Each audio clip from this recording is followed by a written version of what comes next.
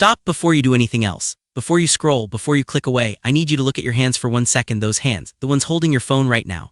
Those exact hands, same bone structure, same muscle layout, same fingerprint ridges, crossed an ocean 50,000 years ago. Not your hands specifically, but hands exactly like yours, attached to a person exactly like you, who had no boat, no map, no GPS, no way of knowing what was on the other side. Looked at open water stretching to the horizon and crossed it anyway, and made it not once, not by accident, deliberately, repeatedly, across every ocean, every desert, every mountain range, every frozen wasteland, every impossible landscape on this planet, until there was nowhere left to go. The greatest journey in the history of any species that has ever lived on Earth was made by people with no technology more sophisticated than their own 2 feet, and whatever they could carry on their backs. And here's the part that nobody tells you. We still don't fully understand how they did it, not completely, not satisfactorily. The more carefully scientists look at human migration, the more extraordinary it becomes, and the more it raises a question that changes how you see every single person walking past you on the street. How did we get everywhere? That answer is going to take you somewhere you didn't expect to go today. Let's start with the number 60,000. That's roughly how many years ago a small group of modern humans, your direct ancestors, left Africa, the continent their species had evolved in, the continent their species had lived in for at least 200,000 years before that. They didn't leave because they wanted to explore. They left because they had to. Climate was shifting, resources were thinning, competition was intensifying, staying was getting harder than going, so they went. That group was small. Genetically, the evidence is staggering. Every non-African person alive on Earth today, every single one across every culture, every country, every ethnicity descends from that one founding population. One group, one moment, one decision to keep walking instead of turning back. 8 billion people. One starting point. Let that number sit in your head for a second. 8 billion, one group. 60,000 years. Asterisk soft CTA 500 words asterisk subscribe right now, because this story gets so much wilder. Every week on this channel we go exactly this deep. Hit subscribe, don't miss what's coming now. Here's where it gets extraordinary, because that small group leaving Africa didn't wander aimlessly. They moved with purpose. Following coastlines, the most reliable food source for a migrating population, they pushed eastward. India, Southeast Asia, the islands of what is now Indonesia. And then they hit something that should have stopped them cold: open ocean, specifically the stretch of water between the Indonesian islands and Australia. Even with sea levels significantly lower than today, there was no land crossing, no bridge, no way to walk. Getting to Australia required crossing open water, a minimum of 60 to 90 kilometers of it, in the dark, without knowing what was on the other side, without any guarantee of survival. They crossed it anyway, and here's what that means. The first ocean crossing in human history happened at least 50,000 years ago, before writing, before agriculture, before any of the markers that historians traditionally use to define advanced civilization. The technology that eventually led to Polynesian navigation, to the Viking voyages, to every ship that has ever crossed an ocean, it started here, with people whose names we will never know, using watercraft we have never found, crossing water in conditions we can barely imagine. How did they know land was there? On clear days under certain atmospheric conditions, you can see the dark mass of Australia from certain Indonesian islands. Not clearly, not obviously, just barely. A dark shape on the horizon that might be land, or might be clouds, or might be nothing at all. They saw it, they built something, they paddled toward it, and they made it. That is not primitive behavior. That is courage on a scale that is almost impossible to comprehend. Now let's move forward in time, because the Australian crossing is extraordinary. But what came next is arguably even more so. Ice. Around 20,000 years ago, Earth was at the peak of the last ice age. Sea levels were 120 meters lower than today, and that drop in sea level created something that hasn't existed since. A land bridge connecting Siberia to Alaska, called Beringia. Up to 1,000 kilometers wide. A complete landscape with plants, animals, rivers, coastlines connecting Asia to the Americas for the first time in millions of years. And humans were already in Siberia. They had been pushing northward for thousands of years, following herds, adapting to cold in ways that should not have been possible for a species that evolved in tropical Africa. They developed layered clothing systems so sophisticated that modern Arctic survival gear operates on the same basic principles. They built shelters from mammoth bones that maintained interior temperatures 40 to 50 degrees warmer than the outside air. They cracked the code of surviving in environments so cold that exposed skin dies within minutes. And then they walked across Beringia, into a continent that no human being had ever set foot on, into landscapes that had never seen a human face, with animals so unafraid of people that they could be approached and killed without difficulty, because they had never learned to fear the two-legged creature walking toward them. Within a few thousand years, they were at the bottom of South America. Read that again. A few thousand years, from Alaska to Tierra del Fuego, nearly 18,000 kilometers. Through Arctic tundra, temperate rainforest, tropical jungle, high-altitude Andean plateau, cold southern grassland. Every single one of those environments required completely different survival knowledge. Different food sources, different clothing, different shelter, different everything, and they figured all of it out, in real time. As they moved through landscapes no human being had ever seen, the speed is almost incomprehensible. Working out to roughly 9 to 18 kilometers of net southward movement per year. A generation's worth of children growing up slightly further south than their parents, their children growing up slightly further south than them, until 18,000 kilometers had been covered, and there was nowhere left to go but the ocean. Asterisks off CTA 1,000 words asterisk. We are halfway through this story, and it is already one of the most extraordinary things you will hear this week. Subscribe.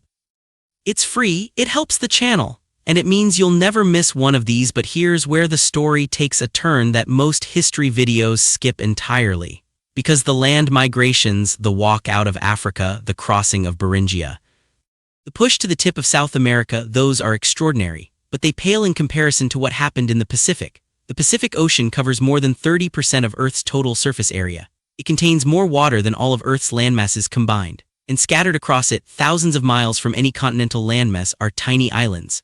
Hawaii is 2,400 miles from the nearest continent. Easter Island is 2,200 miles from the nearest inhabited land. These are not places you stumble across. These are not places you reach by accident.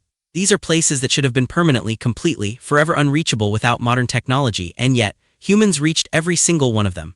The Polynesian people accomplished what is arguably the single greatest navigational achievement in human history. Beginning roughly 3,000 to 4,000 years ago, they settled virtually every habitable island in the Pacific. Hawaii, New Zealand, Easter Island, the Cook Islands, Tonga, Samoa, Fiji, hundreds of smaller islands, scattered across an ocean larger than all of Earth's landmasses put together, without compasses, without sextants, without charts, without any written navigational system of any kind. Here's how, and pay attention. Because this is one of the most extraordinary knowledge systems ever developed by any human culture in history. Polynesian navigators read the ocean, not metaphorically, literally, like reading a book. They felt wave patterns, the subtle disruptions that islands create in the movement of ocean swells, detectable changes in wave direction and frequency that an experienced navigator could feel through the hull of the canoe while lying flat on their back on the deck with their eyes closed. They memorized star paths, the specific points on the horizon where 220 different stars rise and set, using them to maintain precise direction across thousands of miles of featureless open water. They read bird behavior. Certain species fly toward land at dawn and away at dusk, providing directional information even when no land is visible from the deck.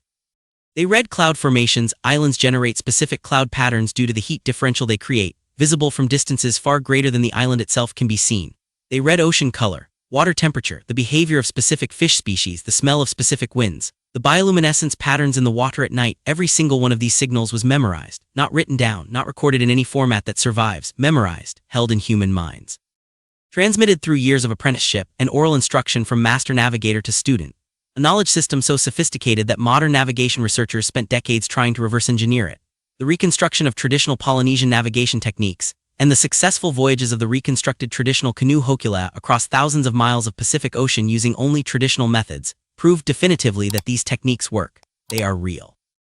They are precise. They are capable of navigating to a specific island across thousands of miles of open ocean without a single instrument. These were not primitive people getting lucky. These were the greatest navigators in the history of human civilization, operating at the absolute outer limit of what human capability can achieve. And here's the detail that makes this personal, makes it hit different. Those navigators, the ones reading wave patterns with their bodies, memorizing 220 star paths, crossing 2,400 miles of open Pacific to find a dot of land, they were doing it for the same reason that first group crossed into Beringia. The same reason the first humans paddled toward Australia. The same reason the original group walked out of Africa, because staying was harder than going, because there were people behind them. Because the horizon always looked like it might have something better on the other side, because they were human beings, and human beings move. Asterisks off CTA, 1,500 words asterisk. The greatest navigators in human history crossed the Pacific Ocean using nothing but their bodies and their memory. If that belongs in your head, subscribe. This is exactly what this channel does every single week. Now here is the question that all of this raises. The one that connects every migration we've discussed, the walk out of Africa, the ocean crossing to Australia, the trek across Beringia, the Polynesian voyages. What did they all have in common? What is the single thread running through the entire 60,000-year story of humans spreading across the earth? Not technology. The technology changed radically across that time period, not biology. The human body didn't change significantly across those 60,000 years, not resources. Every migration moved into environments where resources were unknown and unpredictable. The single common thread is knowledge. Specifically, cumulative, transmitted multi-generational knowledge, the kind that only exists in a species with language sophisticated enough to pass complex information across generations. The kind that accumulates slowly over hundreds of years until what one generation couldn't do becomes routine for the next. No individual human walked from Africa to Australia. No individual person traversed the entire Americas. No single Polynesian navigator had personally memorized every star path and wave pattern in his culture's navigational vocabulary from scratch. All of it was built across generations, passed forward, added to, refined, expanded, until the accumulated knowledge was sufficient to do what no single generation could have accomplished alone. The campfire was the technology. The story was the data. The human voice passing knowledge from parent to child across generation after generation after generation. That was the engine that moved our species across the world. Think about what that means for you specifically. Every migration that I have described today is part of your personal history, not metaphorically. Literally, the DNA in every cell of your body carries the record of those journeys. The specific mutations, the genetic markers, the haplogroups that geneticists use to trace human migration routes, those are written into you. You carry the record of the walk out of Africa. You carry the record of the crossing into the Americas. You carry the record of thousands of years of movement and adaptation, and survival and forward motion that eventually, through a chain of individuals too long to imagine, produced the specific person sitting in the specific place reading these specific words right now. You are the destination of a 60,000-year journey. Every decision that brought your ancestors to the place where your parents eventually met. Every migration, every crossing, every moment of choosing to keep going instead of turning back. All of it was a link in a chain that ends with you. And it started with a small group of people looking at a horizon they had never crossed, with nothing to guide them except the knowledge passed down from the people who had come before, with nothing to push them forward except the same restless, insatiable, horizon-chasing curiosity that made you click on this video today. They kept walking. They always kept walking, and here you are.